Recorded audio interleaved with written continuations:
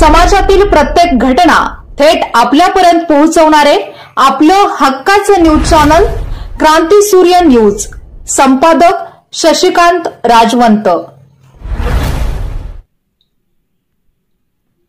Kodoli police Thane हद्दीतील मंदिर चोरी प्रकरणी संशयित आरोपीचे स्केच तयार करण्यात आले असून सदर आरोपी कोणाला दिसून आल्यास अथवा त्याबाबत माहिती असल्यास कोडोली पोलीस ठाणे येथे संपर्क साधावा असे आवाहन कोडोली पोलीस ठाण्याच्या वतीने सहाय्यक पोलीस निरीक्षक कैलास कोडक यांनी केले आहे।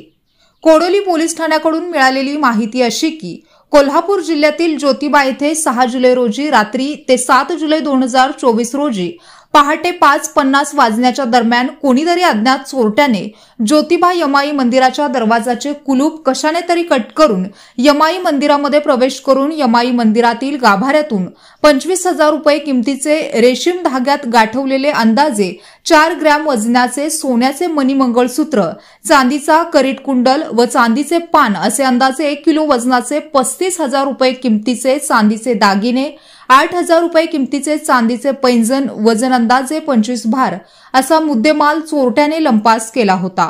अज्ञात चोरट्याचा शोध घेणे पोलिसांनी सुरू केले असून पोलिसांच्या हाती काही महत्त्वाचे धागेदोरे लागले आहेत। वरील वर्णनाचे व किमतीचे देवीच्या अंगावरील सोन्या चांदीचे दागिन्यांची अज्ञाताने चोरी केल्याबाबत सनी प्रकाश बुने वय वर्ष 40, व्यवसाय पुरोहित काम, राहणार कुपेश्वर मंदिराजवळ वाडी रत्नागिरी, ज्योतिबा, तालुका पन्हाळा, जिल्हा कोल्हापूर यांनी कोडोली पोलीस ठाण्यात फिर्याद दाखल केली होती। त्यानुसार कोडोली पोलिसांनी तपासाची चक्रे गतिमान केली असून अज्ञात संशयित आरोपीचे स्केच बनवण्यात पोलिसांना यश आले आहे। सदर संशयिताचे स्केच प्रसिद्ध करण्यात आले असून सदर घटनेचा अधिक तपास सहाय्यक पोलीस निरीक्षक कैलास कोडक हे करीत आहेत।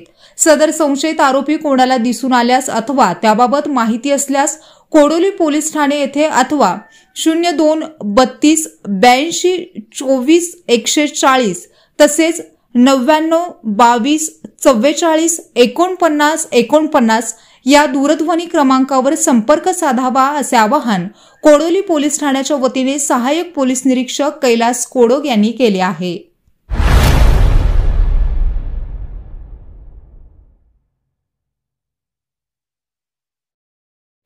क्रांती सूर्य न्यूज।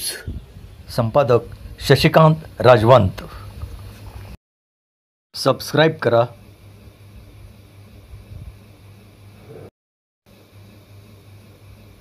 बेल आयकॉनला क्लिक करा